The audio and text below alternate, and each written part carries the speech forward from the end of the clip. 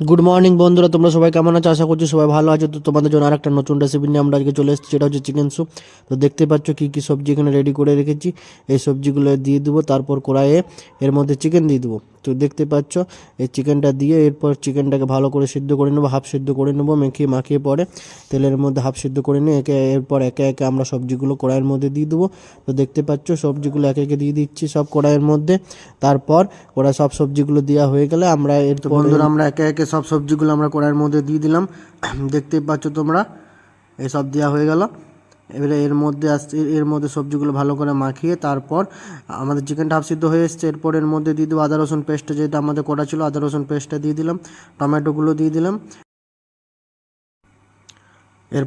এরপর বন্ধুরা সব দেওয়া হলে এরপর এর মধ্যে দিয়ে দেবো লবণ। দেখতে পাচ্ছ স্বাদ মতো অনুসার যেরকম পরিমাণ মতো তোমরা লবণটা দিয়ে দিবে। তারপর এগুলোকে ভালো করে নাড়িয়ে চাড়িয়ে নিয়ে হাফ সিদ্ধ করে নিতে হবে। সবজিগুলোর যেহেতু জল ছেড়ে দিয়েছে দেখতে পাচ্ছ বাঁধাকপিটা আরে, তো এগুলো জল ছেড়ে দিলে মানে হাফ সিদ্ধ হয়ে গেছে। হাফ সিদ্ধ হয়ে যাওয়ার পর এর মধ্যে আমরা জল দিয়ে এটাকে ফুটিয়ে নেব।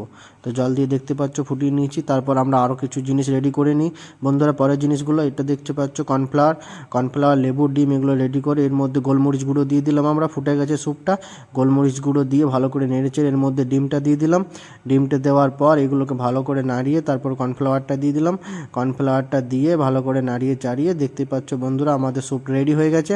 লাস্টে লেবু দিয়ে এটাকে নামিয়ে নেবো। তো তোমরা বন্ধু এরকম করে ট্রাই করো, নিশ্চয়ই ভালো হবে, খেতে ভালো হবে। তো তোমরা ট্রাই করে আমাকে নিশ্চয়ই জানাবে বন্ধুরা। সাবস্ক্রাইব, লাইক, কমেন্ট করো আর